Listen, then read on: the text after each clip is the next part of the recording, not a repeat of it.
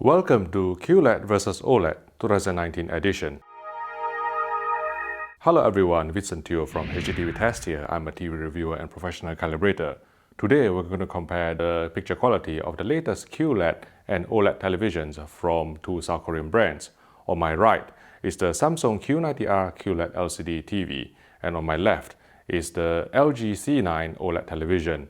Both displays are 65-inch models, not only to create a level playing field when it comes to assessing motion judder and upscaling, but also because I know you people are obsessed with size.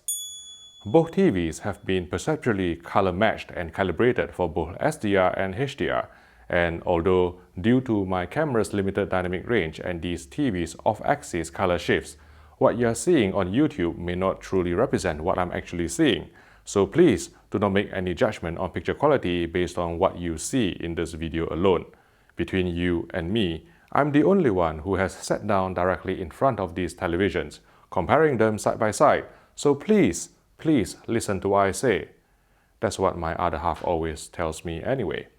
Before I go ahead with this QLED versus OLED comparison, I'd like to thank UK electrical retailer Krypton Mall for sponsoring this video. If you are thinking about buying a new television, even if it's not the LG C9 or Samsung Q90R, please support this channel by considering buying from them. I work very closely with the team at Krypton Mall for the annual HDTV Test TV shootout, and from time to time, they also loan me TVs to review, TVs that maybe some manufacturers are not willing to send to me for testing. I find the staff's knowledge of the products they sell to be excellent. They'll give you unbiased, independent advice for your purchase. So if you call Krypton Mall on 01302 365 760 and ask for Richard, mention HDTV Test, and he'll take care of you with great price and service. Thanks again for your support. To kick things off with the comparison, let's start with black level and contrast performance. OLED is self-emissive, which means that every single pixel can be switched on and off independently of one another, whereas the current iteration of QLED from Samsung is still based on LED LCD backlighting with quantum dot technology.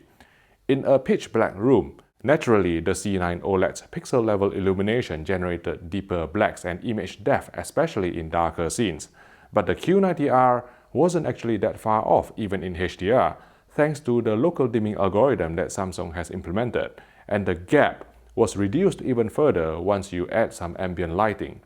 In this dark scene from the 4K Blu-ray of The Matrix, I remember being disappointed by just how washed out the Sony ZF-9 looked beside an OLED.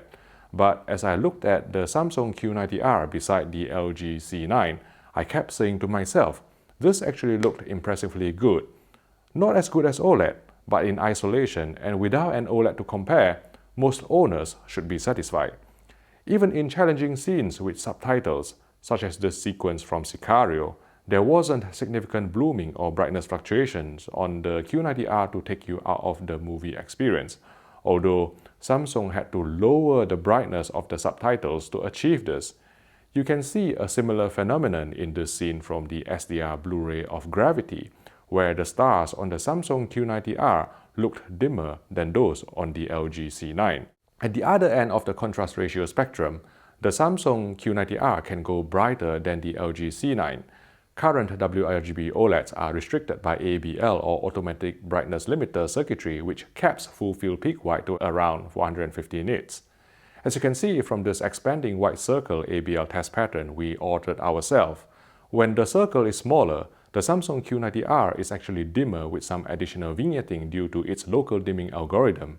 But in brighter scenes, it will surpass the LG C9, especially if we calibrate both sets to an even brighter peak white level. Translated to real-life content, scenes with higher APL or average picture level, such as this one from The Matrix, will look brighter on the Samsung QLED.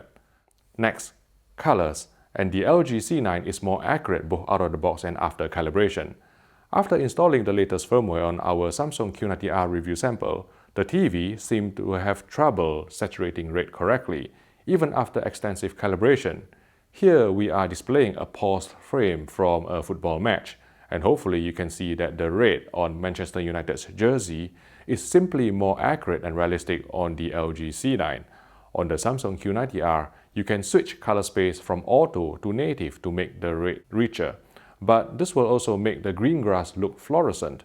And the kicker is, the color space custom color management system uses auto as its base, so there's no way for us to dial out the radioactive green.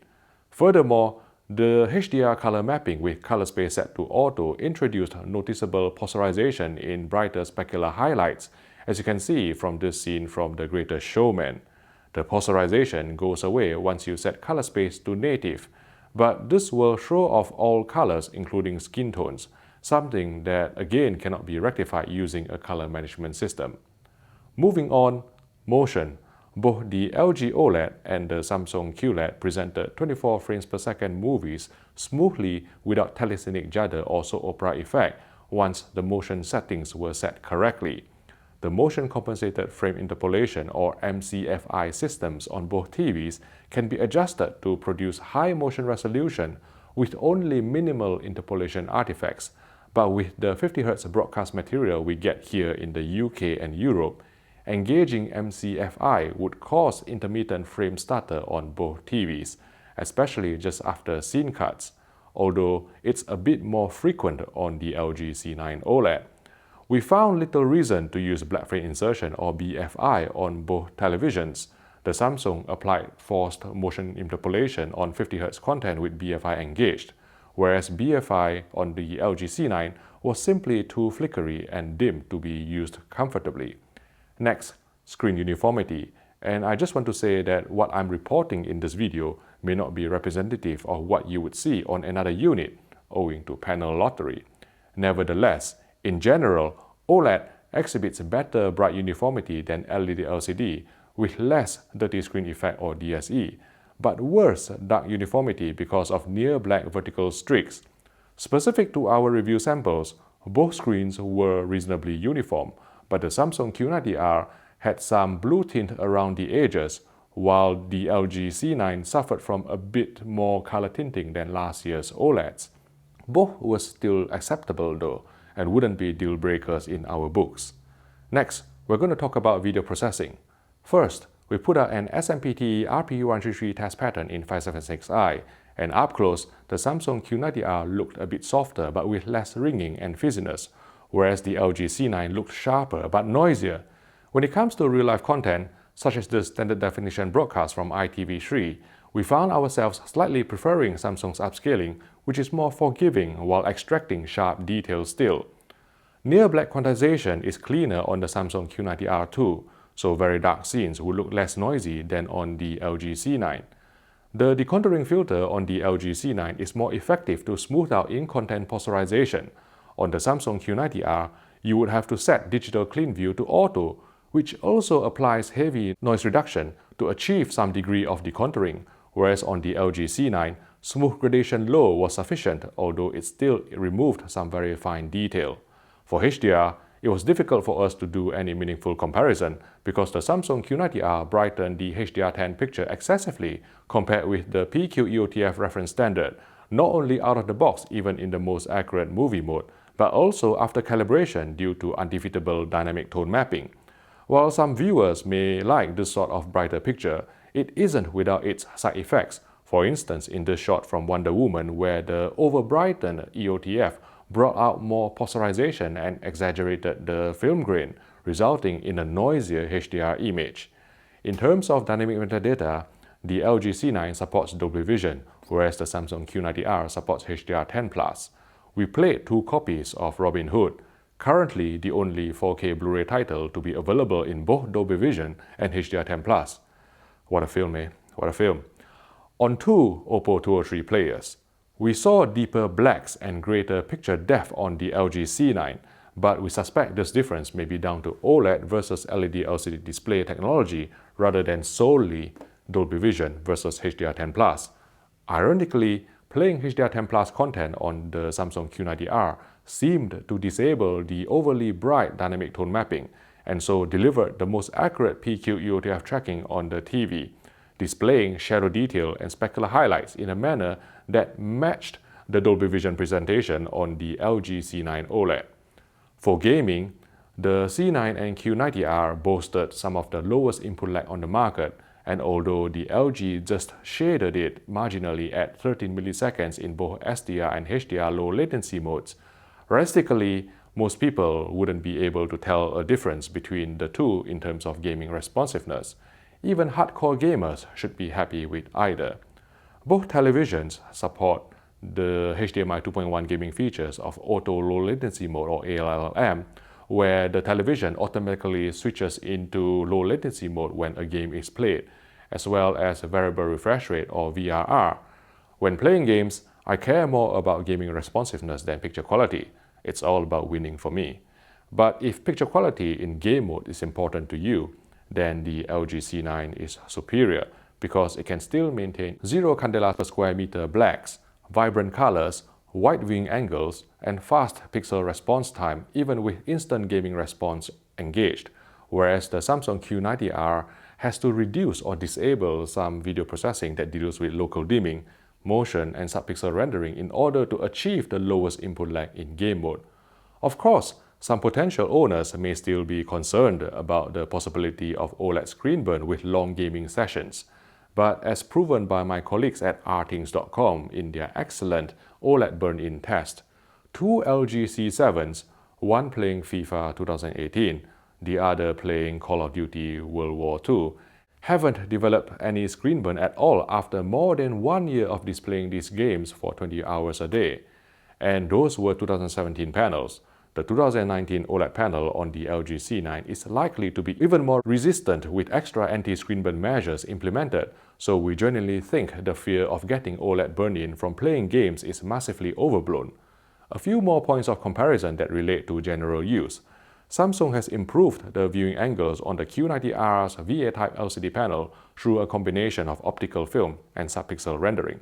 Yes, the LG C9 OLED still holds the upper hand by preserving contrast and color saturation better at wider angles, but at a glance, the Samsung QLED LCD is now not obviously inferior off-axis in showrooms, which is the whole point of Samsung and Sony putting wide viewing angle technology on their LED LCDs despite some side effects introduced.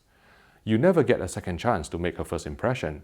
That's the reason why I always wear a sports jacket with pocket square at TV launch events, to let people know I'm a twat. When it comes to bright room performance, the Samsung QLED is the clear winner. The anti-reflective filter on the LG C9 ain't bad, in fact better than the majority of TVs on the market, but it's still soundly beaten by the one implemented on the Samsung Q90R, which is basically a black hole that mutes reflections in a more effective manner. Furthermore, the Q90R can pump out more light for installation in very bright rooms. LED LCDs are not hampered by automatic brightness limiter or ABL circuitry, which limits OLED's light output for the purpose of power and heat management. On top of that, when watching channels with static logos, we noticed that the LG C9 would dim its brightness slightly over time, even with TPC, which stands for Temporary Peak Luminance Control, and Logo Luminance Adjustment switched off, presumably to reduce the risk of permanent screen burn. Viewed in isolation, we don't think most owners would notice this very small drop in luminance over time, but it's there if you compare side by side. So there you have it.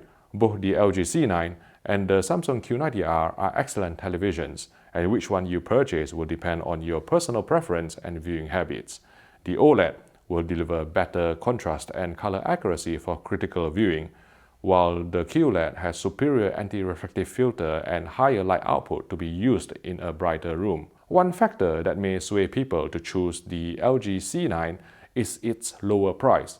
In the UK, the launch price of the 65-inch C9 is £500 cheaper than the 65-inch Q90R, and in addition, the LG C9 supports not only the full HDMI 2.1 bandwidth of 48 gigabits per second following a firmware update, but also Dolby Vision dynamic metadata format, which is more widely available and beneficial than the open standard HDR10+. And because of these reasons, we expect the LG C9 to outsell the Samsung Q90R. If you found this video useful, please click the like button and subscribe to the HDTV Test YouTube channel for more videos like this. Thank you for watching, and I'll see you in the next video.